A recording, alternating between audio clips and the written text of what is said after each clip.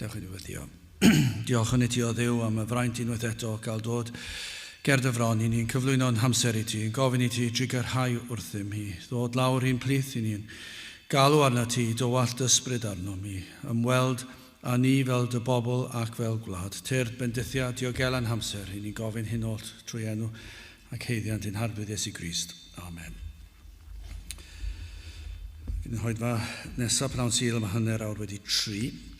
Nawr fel y gwyddoch chi, i ni'n parhau fethu cymryd y casgliad ar y Sul. Os hoffech chi gyfrannu tuag at y gwaith, mae croeso chi gysylltu â fi neu un o'r stiwardiad. Nawr gadewch ni droi at air Duw at y Salmau, Salm 119, ac yn dechrau yn adnod 137. Felly Salm 119 ac yn darllen o adnod 137. Cyfiawn ydwyd ti o arglwydd ac uniawn i'w dyfarnedigaethau, dy dystiolaethau y rhai o'r chmynaist ydynt gyfiawn a ffyddlon iawn. Fy sel am difaodd oherwydd i'm gylynion anghofio dy eiriau di. Pirwyd dy madrodd yn ddirfawr, am hynny y mae dy was yn ei hoffi. Bychan ydw i fi a dirmygus, ond nid anghofiais dy'r chmynion. Dy gyfiawnder sydd gyfiawnder byth, ath gyfraith sydd wirionedd. Adfyd a chystydd am goddiwedd asant, a ddorchmynion oedd fy nigrifwch. Cyfiawnder dy dystiolaethau a beri yn dragowydd, gwna i mi ddeall a byw fyddaf. Byddai'n mynd y Duw ar ei air, sanctaidd ef. Gadewch ni nawr droi at ein harglwydd mewn gweddi. Diolch yn i ti unwaith eto o Dduw am y fraint o cael dod ger dy fron ac yn dod yn hyderus, yn dod felly dim ond oherwydd ein bod wedi'n gorchuddio yn llwyr a chyfiawnder dy fab yr arglwydd Iesu Grist. Dim ond yn gallu dod gyda hyder oherwydd mae trwy enw yr arglwydd Iesu Grist i ni yn dod, ac nid oherwydd pwy ydym ni, neu beth i ni wedi ei wneud, neu wedi ei gyflawni. Y cyfan oherwydd y ras, oherwydd y drigaredd, oherwydd y fab, yr arglwydd Iesu Grist, oherwydd ei berffeithrwydd, oherwydd yr hyn a gyflawnodd ar y ddeiar yma, iddo gyflawni pob rhan o'r gyfraith yn ein lle, iddo gymeryd ein cosb yn ein lle, ac iddo atgyfodi'n fuddugoliaethus ar y trydydd di ein mwyn ni. Ac felly o Dduw i ni yn diolch i ti am yr efengil sanctaidd, yn diolch i ti am faddeuant pechodau, am yr heddwch sydd i'w gael yn yr arglwydd Iesu Grist, bod ganddo ni'r hyder na i ddod ger dy fron, i gannu dy glodydd, ac i ddiolch i ti am yr holl fendithion yr wyt ti wedi'i rhoi i ni. Ac eto Dduw yr hyder yma yn dod mewn parchedig ofn hefyd, yn gwybod ein bod yn dod at un sydd yn llawn trigaredd, llawn cariad, yn un sydd yn gwbl gyfiawn, yn gwbl berffaith. Ac o Dduw i ni yn gweddio wrth i ni ddod yn yr ymwybyddiaeth hynny, a byddwn ni yn dod â pharchedig ofn. A byddwn ni yn dod yn ymwybodol mor bwysig i'w fod yn ofalus ar sut i ni yn galw ar denw.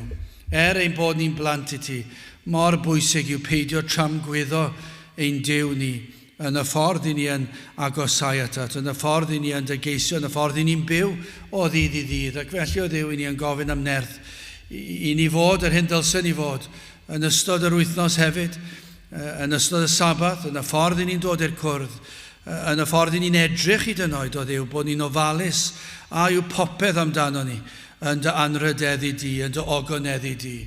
Ac yna o Dduw, yn y ffordd i ni'n neud ein dewisiadau ni, penderfyniadau ni, yn y ffordd i ni'n ymateb, yn y ffordd i ni'n siarad, ym mhob agwedd o'n bywydau ni, o Dduw, a byddwn ni yn ofni dy dramgwyddo di. Nid oherwydd ein bod ni'n ofni colledigaeth gan yn Nghrist i ni yn gadwedig hyd byth, ond o Dduw, nad ydyn ni am dy frifo di, nad ydyn ni am dy adael di lawr. Helpa ni o Dduw i fyw felly, i fod yn fath rai sydd am dy ogoneddu di a fwynhau am byth. Maddau ni mor aml nid yw hyn yn wir ohonom ni, ac yn gofyn i ti o Dduw i agosau ato ni mewn fath ffordd.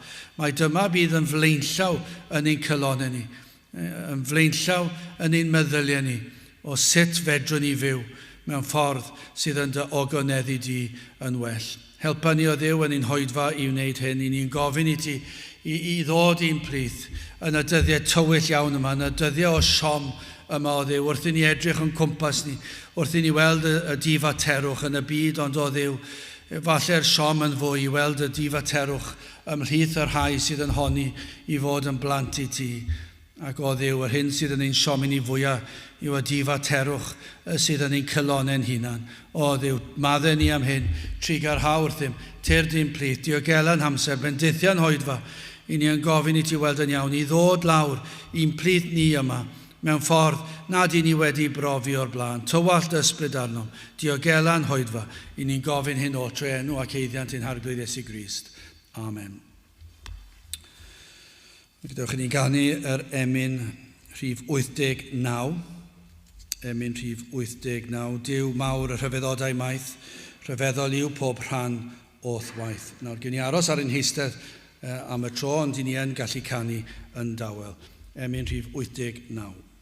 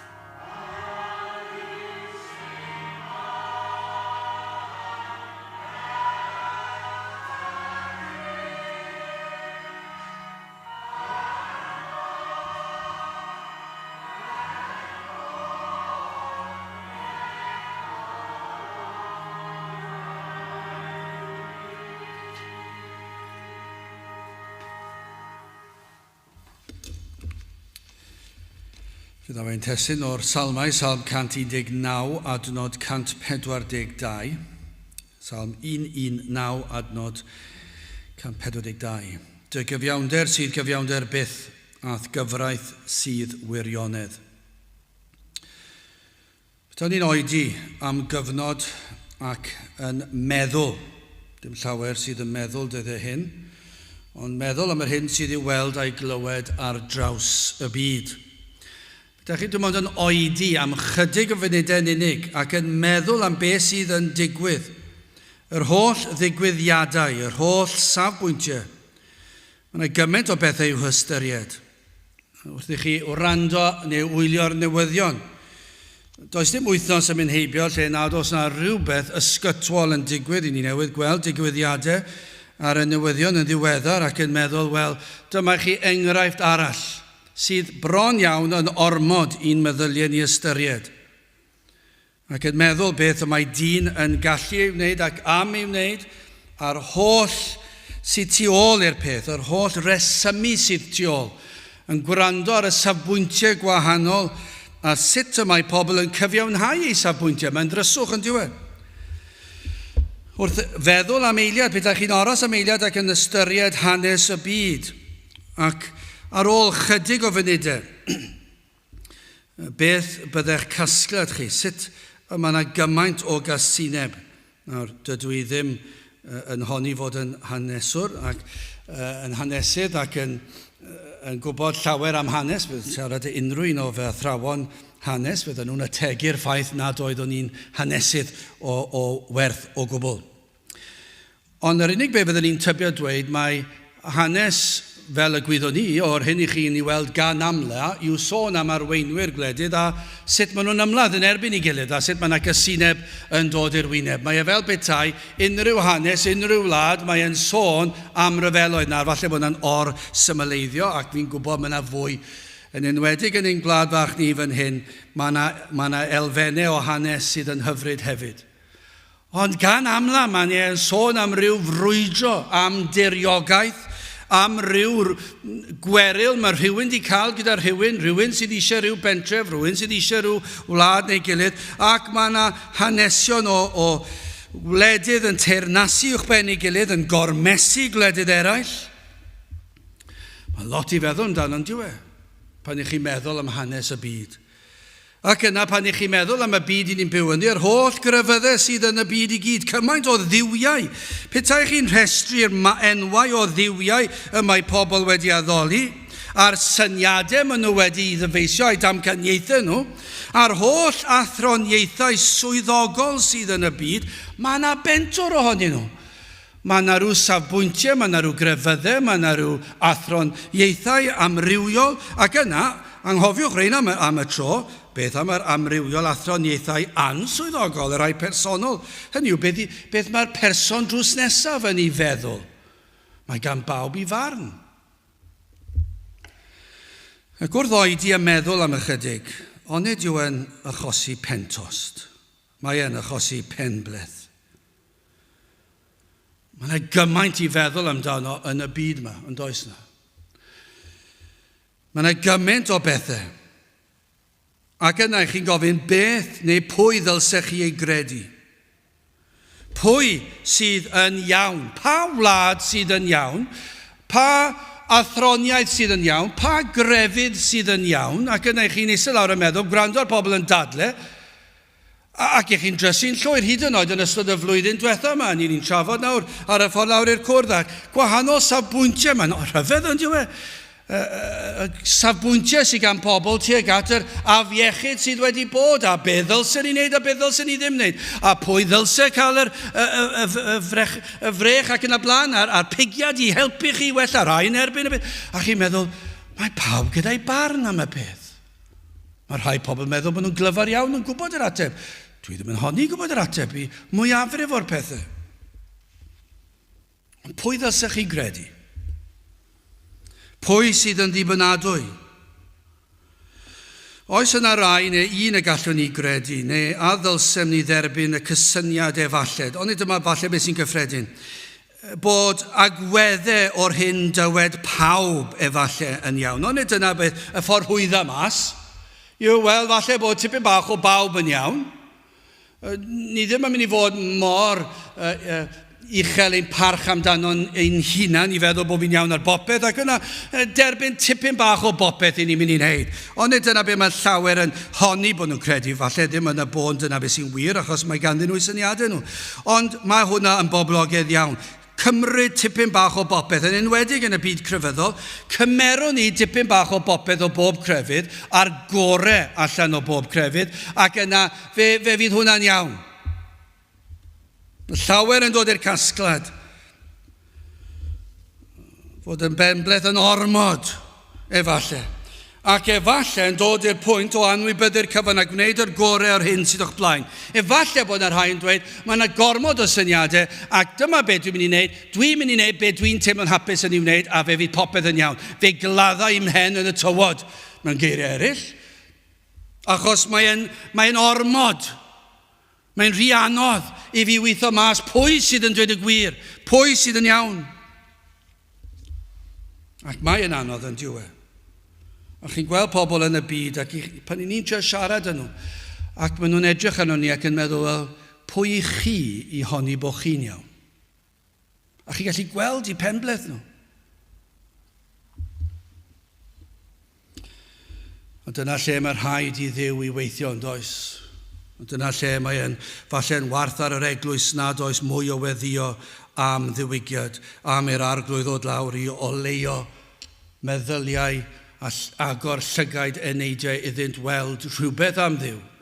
Achos does dim os beth wedwn ni. Mae rhaid I ni ddweud mae rhaid I ni bregethu, ond fedrwn ni wneud dim. Mae'r brembleth yn anferth, ond mae rhy anodd. Mae yna gymaint o gryfyddau, ac o fewn Cristnogaeth, mae yna filiynau o syniadau o fewn Cristnogaeth, ac o fewn y byd efengyledd bellach, mae yna gymaint o ddryswch, mae yna gymaint o proffesi sydd yn llwy'r wag, ond mae'n iawn I ni ddweud bod nhw'n gredinwyr, achos bod nhw wedi gwneud proffes.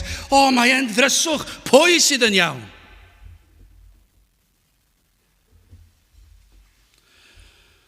Ond y mae gair Duw yn dweud bod yna opsiwn arall. Hynny yw I gredu ar hyn y dywed y Beibl. Ac y mae yn dweud nad oes man canolog. Nad oes yna man I gyfaddawdi a syniadau eraill. Dyna beth mae'r Beibl yn dweud. Mae'r Beibl yn dweud bod yna ateb I prif problemau'r byd. Wel, mae'r ateb I bopeth yma. Ond ar sail beth I chi fod I gredu, a lle dylsech chi sefyll, a'r hyn dylsech chi frwydro drosodd. Mae'r cyfan yn y Beibl. A be mae'r Beibl yn dweud yw, does dim cyfaddawdi I fod. Does dim lle I ddweud bod athroniaethau eraill ar hawl I ddod lan a'i syniadau. A mae'r Beibl yn dweud, nad ydyn ni fod I ddweud cymerwn ni'r gorau mas o pob agwedd. Dydy'r Beibl ddim yn dweud wrthyn ni bod yna le I gyfaddawdi a chrefyddau eraill. Be mae'r Beibl yn dweud wrthyn ni? Un ateb sydd. A rhaid I ni ddilyn y ffordd honno.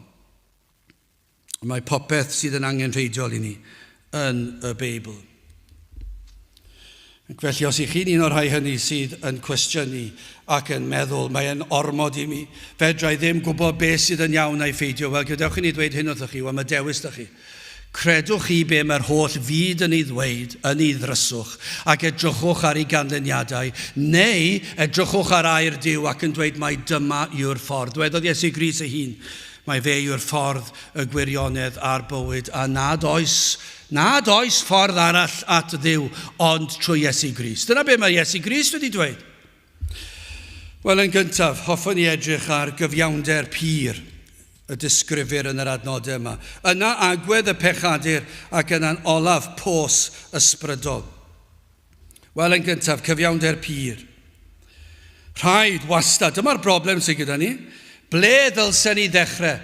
Pwy ddylsen ni gredu? Ac ble ddylsen ni dechrau ystyried ac meddwl am y pethau yma? Wel, mae'r rhaid wastad dechrau gyda Duw. Nid yw'r Beibl yn mynd ati I brofi bydolaeth Duw. Mae'r Beibl yn datgan bod Duw. Felly dydyn ni ddim yn mynd I wastraffu amser yn ceisio profi bydolaeth Duw. Fedrwn ni ddim wneud hynny, fedrwn ni ddim perswadio neb i gredu ym modolau Duw, a mae'r Beibl, dyw'r Beibl ddim yn mynd ati. Yr unig ffordd mae rhywun yn mynd i ddod i'r man hynny os ydy Duw yn peri yn goleuo drosnynt. Ond gwrandewch ar hyn cyn i ni fynd ymhellach. Salm 14 ar adnod gyntaf. Yr ynfyd a ddywedodd yn ei galon, nid oes un Duw. Hynny yw ffŵl. Ffŵl sydd yn dweud nad oes yna Dduw. Ffyliaid sydd yn gwadu bydolau Duw. Ac wrth edrych ar rhyfeddod byd natur, dim ond ffŵl byddai'n dod i'r casgliad, nad oes yna gynllunydd tu ôl i bopeth. Felly mae rhaid i ni dechrau o'r safbwynt hynny. Yn teimlo piti drostynt, os na rhywun sydd am gydnabod ei bod yn anffyddwyr, yna mae'r Beibl yn ei disgrifio nhw fel ffyliaid. Ac wrth edrych ar y byd i ni'n byw ynddi, mae'r ffeithiau, mae'r ystadegau, mae'r holl dystiolaeth angenrheidiol i'w weld yn y byd o'n cwmpas ni, ond yw e. Dwi ddim yn cofio os nes i sôn fan hyn neu rhywle arall o'r hyn glywes i gan aelod o'r teulu yn ddiweddar am yr anifeiliaid yn y jyngl. Dwi'n siŵr mai fan hyn oedd e, ond dwi ddim yn ymddiheurio am ail ddweud achos mae di aros yn y cofer sydd fi glywed e. Yn sôn am y teigr oedd yn oren ac yn ddu. Ac yn dweud, a pobl yn dweud, mae'r peth mwyaf hirt fod teigr yn oren ac yn ddu yn y jyngl. Achos mae'r jyngl yn wyrdd ac yn frown. Ac mae oren a ddu yn sefyll allan mewn jyngl gwyrdd a brown. Ac felly os yw'r teigr fod i fyw, yna mae'r ysglyfaeth yma yn chwilio amdano. Mynd i weld milltir i ffwrdd. Ac felly does dim gobaith gan y teigr i fyw. Ond nid felly creo Duw y byd. Fe creo Duw y byd, y teigr yn oren ac yn ddu. Siwr fod am amryw resym eraill, ond ni ddim fynd ar hyd trwy'n ni am y tro. Ond beth i ni yn gwybod yw mae'r carw, sef yr un y mae'r teigr am ei fita, mwyn goroesi, y mae'r carw gyda problem gyda'i lygaid. Wel, os daw problem yw e. Hynny yw, mae'r carw wedi cael ei greu. Fel nad yw e'n gallu gweld oren a di, ond mae'n gweld y teigr fel gwyrdd a brown. Ac felly nid yw'r carw yn ei weld e, gafon ni weld llun oedd ar y we yn dangos teigr yn y jyngl fel i ni'n ei weld e, a dangos teigr fel mae'r carw yn ei weld e. A dyw'r carw ddim yn mynd i allu weld e, mae'n rhaid chi edrych yn ofalus, a dim ond symudiad fydd yn peri. Nawr, os nad yw hwnna'n gweiddi mas, ffŵl y byd sydd yn credu bod hwnna ar hap a damwain, yna dwi ddim yn gwybod. Mae yna filiynau o bethau gallwn ni ddweud, mae'r byd wedi cael ei greu gan gynllunydd. A mae'r adnod, mae'r salmydd yn dweud, yr ynfyd a ddywedodd yn ei galon, nid oes un Duw. Ffŵl sydd yn dweud nad oes Duw. Ond nid dyna'r broblem i ni'n gwynebu heddi, achos mae mwyafrif o'r byd yn credu mewn Duw. Ond mae'r mwyafrif o'r byd ar ei ffordd i golledigaeth. Mymryn bach siwr o fod o'r byd sydd ddim yn credu mewn Duw. Ffyliaid yw nhw. Falle bod nhw'n neis. Falle bod nhw'n bobl caredig. Ond maen nhw'n ffyliaid i feddwl bod byd fel hon heb ei greu gan gynllunydd i'r manylun lleiaf. Ond nid yna'r broblem. Achos hyd yn oed os ceir cydnabyddiaeth o fodolaeth o Dduw, mae'n rhaid mynd ymhellach. Y mae cryfyddau'r byd i gyd yn credu mewn Duw amryw dduwiau. Ac felly rhaid gofyn pa effaith y mae'r hyn yn ei gael arnoch chi eich cred mewn Duw. Edrychwn ni arno'n ar ein cwrdd ni yma heddi, ond nid yma i chi prawf datganiad o sut y mae pobl yn credu mewn Duw. Ym mhrif ddinas Cymru, gallen ni gyd ffitio yn y linell flaen, petai rheolau'n caniatáu.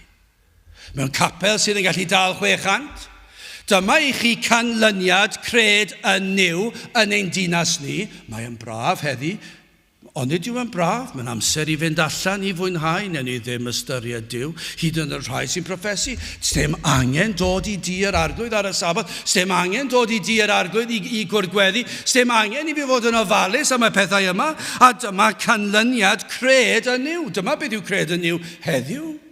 Mae'r mwyafrif tybiwn ni yn credu mewn Duw. Ond efallai gan nad wedi profi, wedi cael gwir y brofiad o Dduw.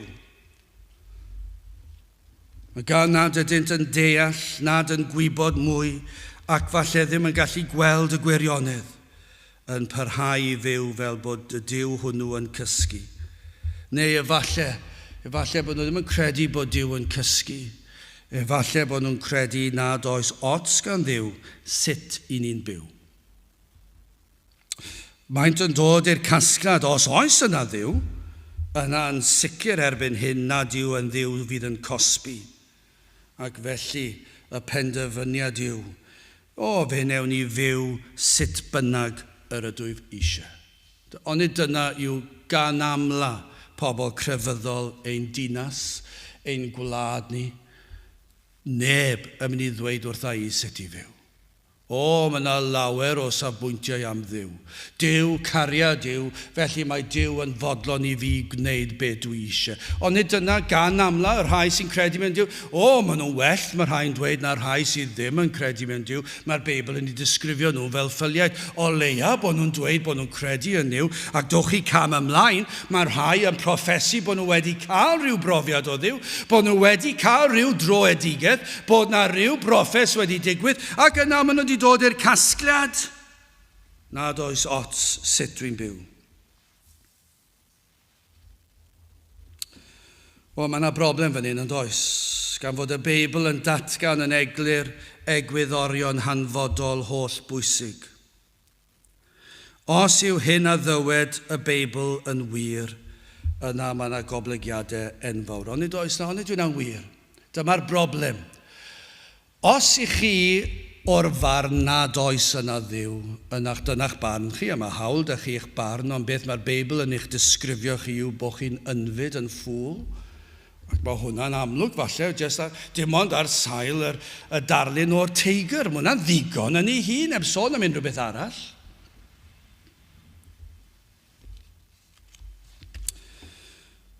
Ond, os I chi yn dweud bod yna Dduw, mae yna broblem fawr ganddo chi.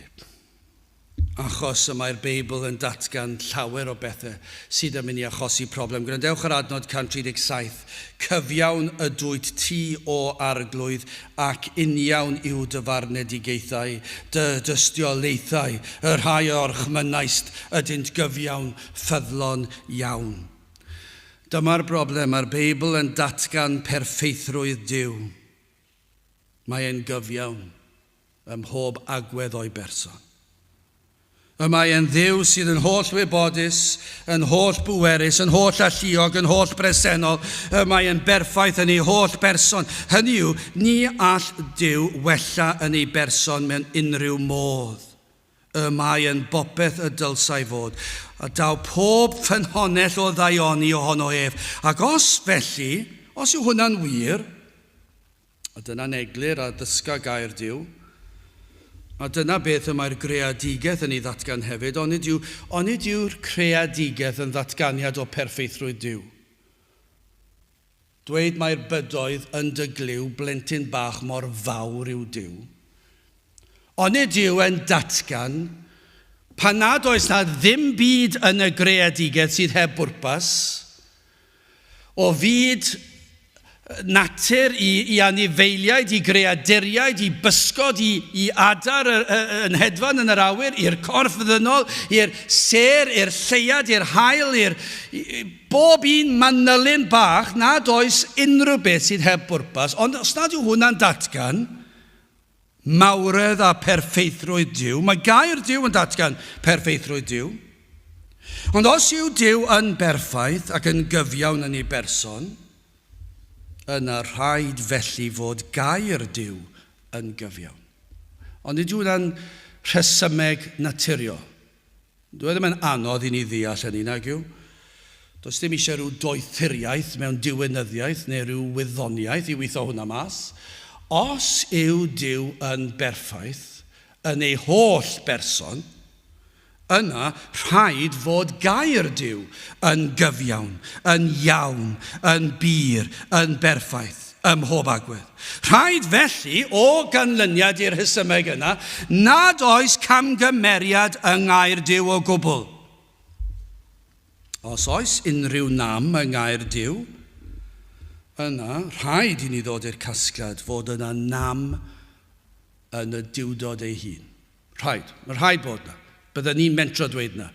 Os fentrwch chi ffeindio camgymeriad yng Ngaer Duw, yna, un camgymeriad, yna fe fydd rhaid I ni ddod i'r casgliad fod yna nam, fod yna wall yn y diwdod. Achos mae'n gweithio'r ffordd arall rownd. Os yw Duw yn berffaith, Duw e ddim yn gwneud synwyr. Y gall Duw gynhyrchu Beibl sydd â chamgymeriadau ynddo. Ond beth I ni yn gwybod yn hyderus yw, does dim gwall yn y Beibl. Does neb wedi ffeindio un. Does dim un hanesydd, does dim un diwynydd, does dim un gwyddonydd, does dim un person yn hanes y byd wedi gallu ffeindio gwall yng Ngaer Duw.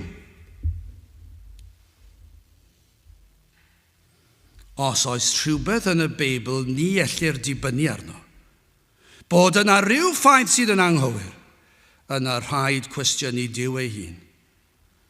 Ac felly rhaid dod i'r casgliad nad yw Duw yn berffaith yn ei holl berson. Ac os felly, nid oes rhaid I ni boeni sut I ni'n byw. Dyna I beth mae'n dod nôl ato bob tro. Dyna beth sydd wrth raidd problem y byd. Dyna sydd wrth raidd problem heddiw I ni'n gweld heddiw o'n plith ni. Dyw pobl ddim eisiau neb I ddweud wrthyn nhw sut I fyw. Dyna beth mae'n dod lawr iddo fe. Petawn ni'n pregethu fan hyn, Cristnogaeth, ond mae'n iawn I chi cymryd ambell I sil bant. Mae'n iawn I chi cael ambell I beint a fod yn feddw ambell waith. Mae'n iawn I chi gyd fyw gyda rhywun cyn priodas. Mae'n iawn I chi fod yn anffyddlon cwpl o weithiau. Mae'n iawn I chi I fyw am waith a cael lot o arian. Mae'n iawn I chi fyw I'ch hunan. Petawn ni'n dweud hynny, fydd y popeth yn iawn, fydd ni'n llenwi'r capel, fydd y pobl yn dod yn mewn tyrfaoedd, siwr o fod. Pobl crefyddol o leia.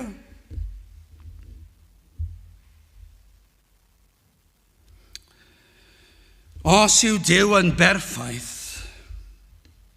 yna mae ei air yn berffaith, mae ei ganllawiau yn berffaith.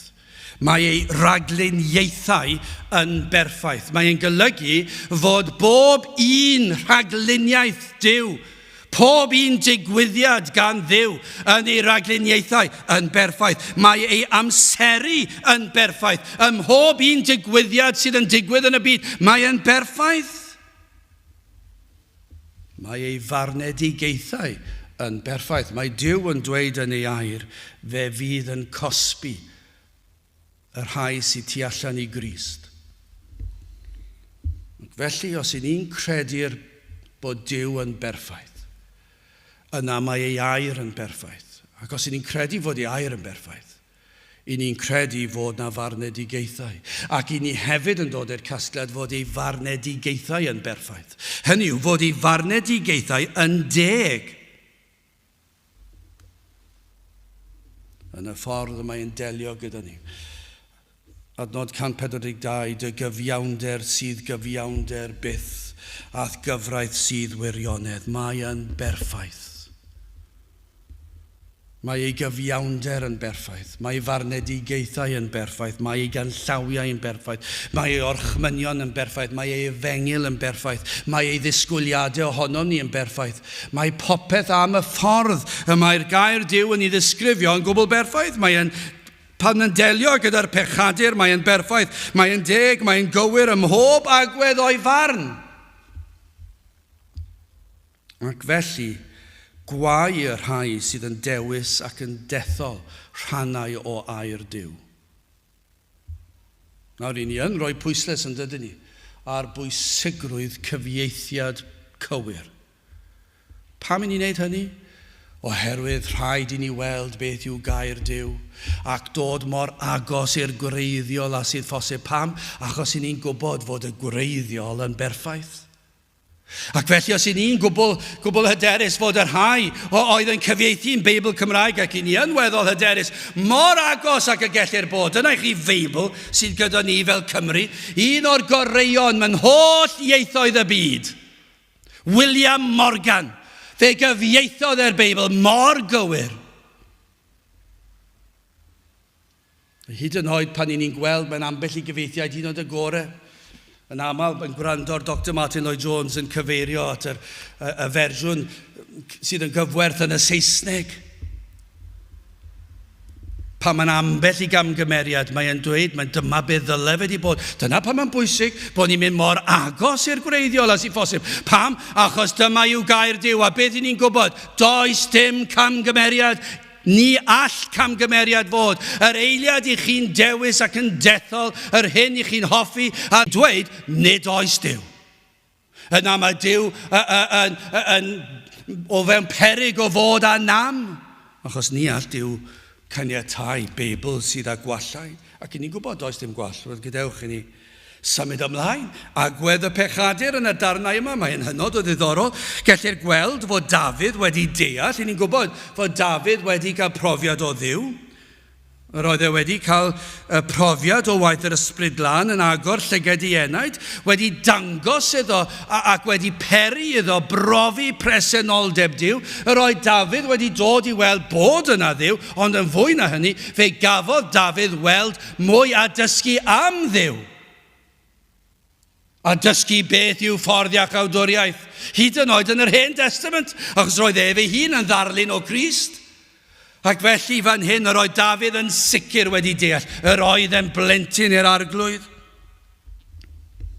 Ac yr oedd ganddo faich am gyflwr y byd a'r pechadur, gwrandewch ar adnod 139, fy sel am difaodd. Oherwydd i'm gelynion anghofio dy eiriau di. Pwy oedd i elynion e? Y gelynion oedd y rhai oedd yn elynion i Dduw. Y rhai doedd ddim yn gwir gredinwyr. Proffeswyr a'i pheidio, dim ots fan hyn, achos maen nhw gyd yn yr un cwch. Crefyddol a'i pheidio. Mae'r mwyafrif gen i atgoffa chi yn grefyddol yn fy marn i. Mae'r mwyafrif yn credu bod yna rhywbeth, ond ddim yn gwybod pwy yw e, ac felly yn gobeithio am y gorau, gewn ni gario ymlaen, a gobeithio na fydd gormod o broblem ar y diwedd. Dyna sydd mae mwyafrif yn byw, ond yna chi'n dod yna agosach at y gwirionedd, rhai sydd yn gwybod bod yna rhywbeth yn yr Efengyl, ac yn gwneud proffes, ond ddim wedi cael gwir brofiad o'r arglwydd, achos mae hyn i weld yn ei bywydau. Dydyn nhw ddim yn byw i ogoneddu Duw a'i fwynhau am byth. A dydyn nhw ddim eisiau neb yn dod â cyfyngiadau ar eu bywydau nhw. Ac felly mi fydd yr rheini hefyd yn elynion i Dafydd, yn elynion i Paul, yn elynion i Matthew a Mark a Luc a Ioan a Pedr, yn elynion i Pantycelyn, yn elynion i Christmas Evans, yn elynion i Daniel Rowlands, i Whitfield, i Wesley. Dyna'r gwir, mae'r rhain wedi cael gelynion yn do. Fe gewch chi elynion os ych chi'n sefyll dros y gwir. Ond dyma beth mae wedi achosi i Dafydd, mae'n torri galon. Fy sel am difaodd. Mae wedi llethu fe'n llwyr. Pam? Oherwydd i'm gelynion anghofio dy eiriau di. Nid oherwydd maen nhw'n gas i fi, nid dyna pam mae'n isel, nid dyna pam mae fel ffrwydrad oddi fewn, nid dyna be mae'n dweud. Dwi ddim yn dweud bod fy sel am difaodd, bod e wedi fy llethu, oherwydd maen nhw'n gas i fi a ddim yn licio fi, ac maen nhw'n beirniadu fi, a maen nhw'n beirniadu'r llais, rhy uchel, rhy dawel, neu beth bynnag. Dwi ddim yn dweud hynny, dwi ddim yn dweud dim o'r fath, be mae'n dweud, dwi'n torri fy nghalon pam, maen nhw wedi anghofio amdano ti o Dduw.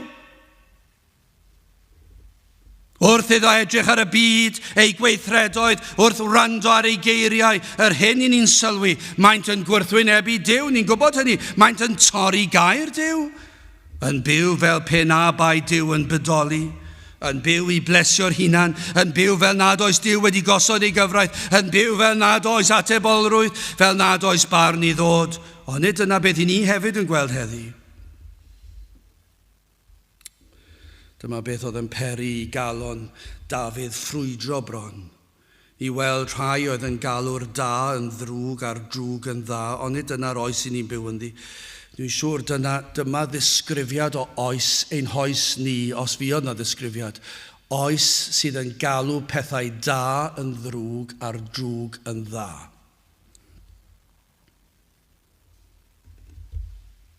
Ond nid oes agwedd sydd ar led yn rhempeddu, nad oes gan neb hawl i roi disgwyliadau arnom. Ein bod yn rhydd i fyw fel ymynom. Ond yr hyn sydd yn peri gofid o'r mwyaf i'r salmydd, yr hyn sydd yn ei gorddi yn llosgi oddi mewn, y ffaith nid yn unig ei bod yn torri gair Duw, ond dyma beth sydd i llorio'r salmydd gyda tristwch. Nid yn unig iddy'n torri gair Duw, ond anghofiant bopeth am air Duw. Cyndewch ar y geiriau to. Fy sel am defaodd oherwydd i'm gelynion anghofio dy eiriau di. Fe dorodd Dafydd ei galon o weld mor ddifater oedd y byd, anghofiant ei eiriau, y cyfan wedi mynd yn angof, mor ddifater maent wedi bod, mor ddibwys oedd Duw a'i air yn ei tŷ pwy, anghofio nhw popeth amdano hyd yn oed. Dwi'n cofio rhywun yn dweud ar fore di llun ble o'n i'n gweithio, ac oedd Cymru wedi chwarae'r tuedd yma o roi gemau Cymru ar y sil. Mae'n ofnadw yn diwedd. Mae'n ofnadw bod nhw'n rhoi ar y sil, a mae'n ofnadw os ych chi'n cefnogi'r tîm achos chi eisiau gweld y gem ar dydd Sadwrn. Ond mae'n fwy o beth bod nhw'n rhoi ar y sil. Mae'n warthus yn diwedd. Ond dyw'r trefnwyr, y pobl teledu a'r holl beth yma, dyn nhw ddim hyd yn oed yn gwybod fod na rai sydd yn dweud fod e'n torri'r saboth. Ond dim dyna'r pwynt dwi eisiau dweud fan hyn. Y pwynt o'n i eisiau dweud oedd beth i'r gwaith ar y bore di llun, ac oedd Cymru di ware, ac oedd na drafodaeth am y gêm, ac oedd dechrau ac wedi gofio nhw. Ond nhw ddim fod i trafod tan hwyrach ymlaen yn y dydd, achos falle byddwn ni wedi gweld clipiau ohono fe nes ymlaen yn y dydd. Achos oedd nhw gyd yn gwybod fydden ni ddim wedi gwylio fe, ond roedd na un yna oedd o gefndir tebyg. Magwraeth Cristnogol. Ac o'n i'n gweld yr olwynion bach yn y meddwl yn troi, yn dweud beth? Fi'n gwybod ti'n mwynhau gêm rygbi Cymru yn arbennig, fi'n gwybod ti ddim wedi gwylio fe. A fi rhaid fi ddweud, oedd ar y sil. A gymerodd tua 30 eiliad i'r atgofion ddod nôl. Dwi'n cofio, ie, wrth gwrs. O'n i'n cofio am hynny. Mae dyna oedd y safbwynt blynyddoedd yn ôl, a dim ond 5 mlynedd, oedd ei 10 mlynedd efallai, oedd wedi peri i'r atgof ddiflannu, anghofio gorchmynion Duw i gadw'r saboth. Ond dwi'n achosi chi trysthau.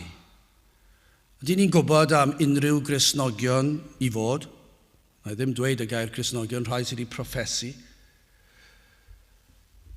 Yn ystod y 6 wythnos diwethaf mewn gwyliau haf, sydd wedi gallu mynd i rywle ar ei gwyliau sydd ddim hyd yn oed yn ystyried y sil. Dim hyd yn oed ystyried bod eisiau gallu cael rhywbeth i wrando ar oedfaon os nad oes na adeilad. Dim hyd yn oed ystyried bod nhw'n teithio i'w gwyliau yn ystod oedfa, pan fod na oedfa ymlaen yn y capel. Sawl un chi nabod allai rhestru eitha nifer i chi nawr o'r rhai sydd yn proffesu, wedi cael yr ail enedigaeth. Gallen nhw sefyll lan mewn oedfa, emyn iddo i ddechrau. Darllen cwpl o adnodau a dweud sut mae'r arglwydd wedi dod i'w bywydau nhw, sut maen nhw wedi dod i gredu ac eto i gyd, wedi anghofio y pethau yma. Dyma beth sy'n achosi i Dafydd torri galon. Beth sydd wedi digwydd? Beth sydd wedi digwydd i'n gwlad ni? Beth sydd wedi digwydd i'r eglwys? Beth sydd wedi digwydd i'r bobl? Mae'n torri'r galon, fy sel am difaodd oherwydd i'm gelynion anghofio dy eiriau di. Beth sydd wedi digwydd? Odi yn peri i chi teimlo'r un beth? Achos dyna ddisgrifiad o'r oes sy'n ni'n byw yn heddi. Mae'r oes wedi mynd mor bell. Mae'r eglwys wedi mynd mor bell. Falle nad ydyn nhw wedi anghofio am enw Duw, y gair Duw, ac Iesu Grist, yr enw Iesu Grist, ond maen nhw wedi anghofio beth yw gair Duw, beth yw'r canllawiau, beth yw'r efengyl, beth yw'r efengyl.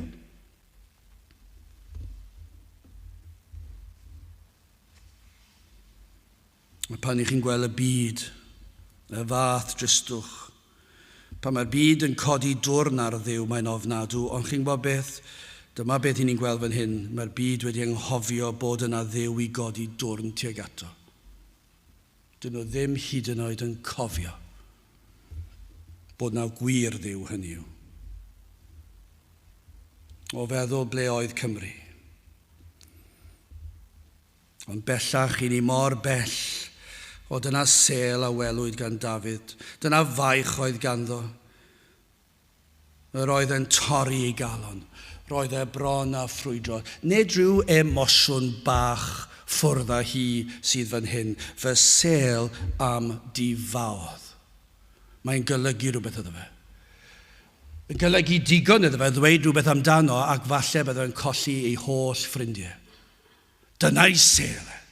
Sel dros Dduw. Fe bregethau, fe ddwedau beth sy'n iawn. Dyna faich oedd ganddo. Yr oedd e'n gwybod sut yr oedd y byd yn ei weld e. Hynny yw, eto gen i rhoid y byd o'r rhai sydd yn grefyddol, proffeswyr gwag, oedd e'n gwybod sut roedden nhw'n edrych arno, roedden nhw'n ei ddirmygu. Mae dinod oedd edrychwch ar adnod 141. Dyma sut yr oedd yr eglwys fodern, os ni eisiau defnyddio ei derm felly. Dyna sut yr oedd y byd yn ei crefyddau yn edrych ar Dafydd. Bychan ydw i fi a dirmygus. Dyna sut oedd yn gwybod. Maen nhw'n edrych lawr arna i. Maen nhw'n chwerthin arna i. Maen nhw'n ein dynwared ni. Maen nhw'n copio ni. Maen nhw'n neud pob math o hwyl amdano ni. Oedd e'n gwybod na, Dafydd yn gwybod na, ond mae'n dweud ond. Nid anghofiais dyrchmynion. Gai ofyn oes yna rai sydd yma neu sydd yn gwrando, sydd wedi anghofio am Dduw, sut un ydyw Dduw, beth yw ei ddisgwyliadau, rhai nad ydynt am ildio i'r Dduw efallai, sydd am osod disgwyliadau eich hun ar eich bywyd chi. O, bydd yr ysbryd glân ar waith yn eich deffro drwm gwsg, y daw ymdeimlad o'i bresenoldeb i'n hysgwyd ni, ond nid dyna beth sydd ei hangen. Ond nid dyna beth sy'n rhaid i ni gael. Yw fydd yr arglwydd yn dod lawr yn nerth yr ysbryd glân ac yn agor llygaid iddynt weld ei hangen am waredwr. Nid chwarae crefydd yw hwn. Wel, yn olaf yn drydydd, y pos ysbrydol. Achos dyma lle mae'n rhath o gymysgwch o emosiynau. Dyma sut ni'n gallu gweld ble ni'n sefyll. Os i ni am weld arwyddion o waith gras yn yr enaid, os am weld, os ydych wedi cael agoriad llygad i weld cyfiawnder mab Iesu Grist, dyma'r arwyddion y bod gwaith wedi digwydd yn eich calon chi. Dyma beth ni'n chwilio amdano. I weld oes gwaith yr ysbryd glân wedi digwydd. Dyna beth ni'n wastad, dyna pethau pwysica. Dydyn ni ddim yn mynd i roi cwestiwn i chi ar ffeithiau Beiblaidd ac athrawiaeth, neu hanes brenhinoedd yn y Beibl.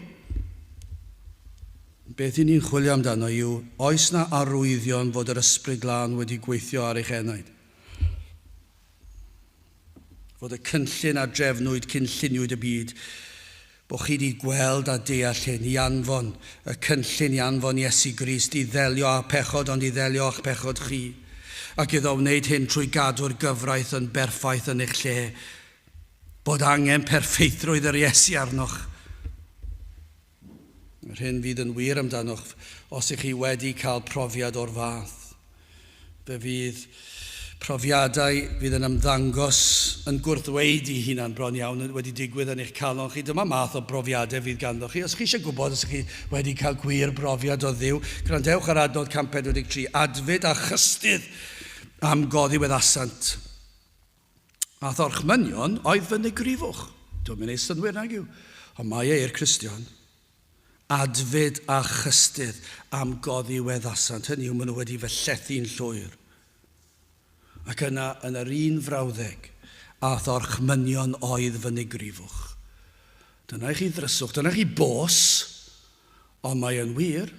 Dyna beth yw profiad y Cristion, ond nid yma pos ysbrydol sydd wastad yn wir o bob Cristion, gwir Cristion, adfyd, trwbl, anawsterau, poen, baich, rhain a ddaeth drosto fel ton anferth am goddiweddasant, daw ymwybyddiaeth o gyfraith Duw a'i gyfiawnder, a mae hyn yn peri baich a phoen, a pan yn gweld ar hyn mae Duw yn ei ddisgwyl ohono ni. Pa mor fyr y down o'r safon y disgwyliad Duw, daw argyhoeddiad o bechod. O, ydych chi wedi profi argyhoeddiad o bechod? Mae'n ofnadw yn diwe. Mae'n brifo.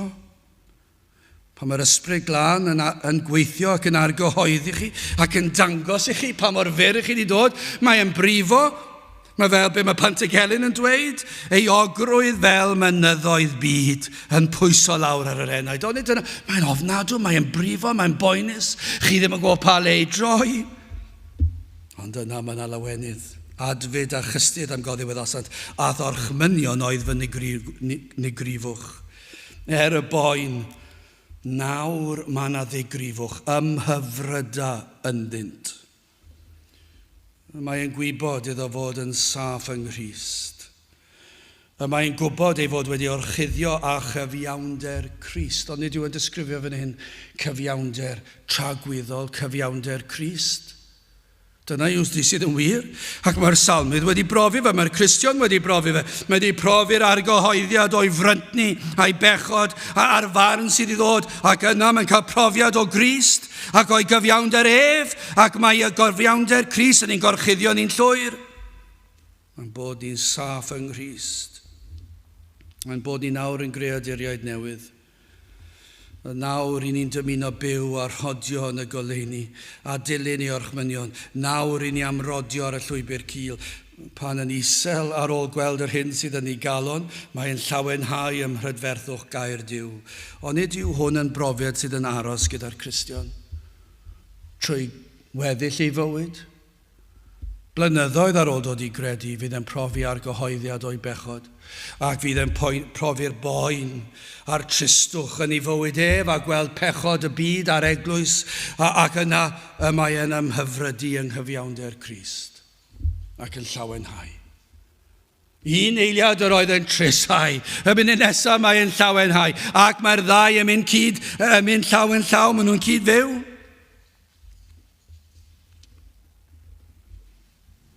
Pan daw ofnau ar ei draws, ofnau'r bedd efallai, ofnau o'i elynion, ofnau cyhyddiadau'r gyfraith, cyhyddiadau'r un drwg yn dod ac yn sibrwd, yna tro ar ôl tro fe ddaw cysur gair Duw. O, mae gair Duw yn hyfrydwch iddo. Fe ddaw cysur o addewidion o air Duw, y sawl a ddaw at o ef nes bwri'r ymaith byth. Dod yna i chi addewid. Gall ddod i gof adnodau o air Duw. Dyna be mae'r salmydd yn ei brofi. Dyna gweddi'r salmydd. Gwydewch beth yw gweddi'r salmydd i gloi. Nid yw am ddatguddiad pellach, ond mae yn galw ar Dduw am fwy o ddeall. Adnod 144, cyfiawnder dy dystiolaethau a beri yn dragywydd. Gwna i mi ddeall a byw fyddaf. Ond nid oes lle i bwyso ar Dduw, ar ei air, ar ei orchmynion, maent yn llwyr ddibynadwy mewn byd fel hon. Pwy chi fod i gredu? Pa thrawiaethau sy'n gywir? Wel, dewch at air Duw. Mae yn llwyr ddibynadwy. Pam oherwydd bod Duw yn ddibynadwy. Dyma'r unig ffordd. Dyma ble cewch atebion i broblemau mwyaf dyrys y byd. Dyma ce llonyddwch yr enaid y bydd cyfiawnder Crist yn eich gorchuddio hyd tragwyddoldeb. Dyma chi gysur, nid dim ond yn eich gorchuddio chi am flwyddyn neu ddwy, a hyd tragwyddoldeb. Unwaith i ni yng Nghrist am byth, does dim terfyn. Y bydd ei enaid yn ddiogel yng Nghrist yn llwyr bwyso ar ei rinweddau ef, ar ei fywyd ef, ar ei farwolaeth ef, ar ei atgyfodiad ef. Pan mae'r enaid yn pwyso yn ymddiried trwy'r ffydd sydd yn rhodd, yna fe ddaw bywyd, gwir fywyd, bywyd ysbrydol a thragwyddol. Dyna be mae salmydd wedi brofi. Mae e wedi derbyn yr rhodd o ffydd. Mae wedi dod at Grist, mae wedi dod at y groes, mae wedi derbyn y maddeuant, mae wedi derbyn y golchi, mae wedi derbyn y gorchydd o cyfiawnder a perffeithrwydd Crist, ac o'r hyder y mynd i gael. Mae'n gwybod ei fod yn ddiogel hyd tragwyddoldeb. Pam? Achos mae'n gyfiawnder sydd yn peri yn dragywydd. Cyfiawnder dy dystiolaethau a beri yn dragywydd. Gwna i mi ddeall a byw fyddaf. Wel, beth awnewch chi? Awnewch chi barhau i ddod i fyny a'ch damcaniaethau'ch hunan, be bynnag sydd yn gwneud i chi deimlo'n hapus? Wel, os felly, Ga i ddweud yn ofalus ac yn garedig, ond heb flewyn ar dafod ystyriwch ydych chi erioed wedi deall. Ydych chi erioed wedi deall yr Efengyl. Does dim ots gen i os ganddoch chi'r tystiolaeth gorau posib i gliw pobl.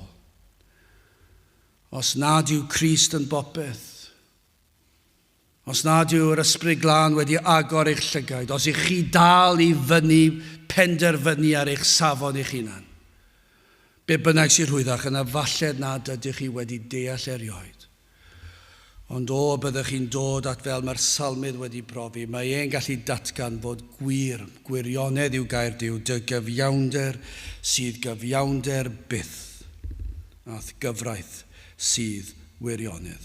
Gadewch i ni weddio. O Dduw, i ni yn diolch i ti am dy air, am dy rybuddion, am dy ganllawiau, am bopeth, am dy berson, am dy air. I ni yn diolch i ti, o Dduw, fod y cyfan sydd yn angenrheidiol i ni yno yn dy air, ac bod y ysbryd yn gallu goleuo eneidiau, tyrd felly lawr un plith. I ni'n gweddio hyd yn oed y sul yma y byddwn ni yn cael clywed am y ffordd yr wyt ti wedi agor llygaid y deillion iddynt weld eu hangen am Grist. Bendithia ni nawr, tyrd un plith, i ni'n gofyn hyn o trwy enw ac heiddiant ein harglwydd Iesu Grist. Amen. Wel, gadewch i ni orffen drwy ganu emyn rhif 303, pam bechadur cyndyn, pam y colli dy enaid drud. Gyn ni aros ar ein heistedd i'n ganu yn dawel emyn rhif 303.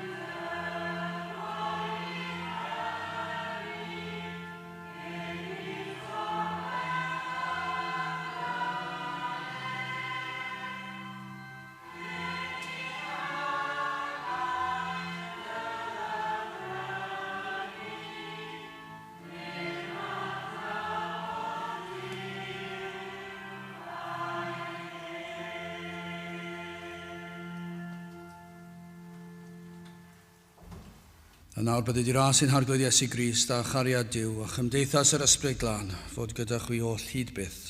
Amen.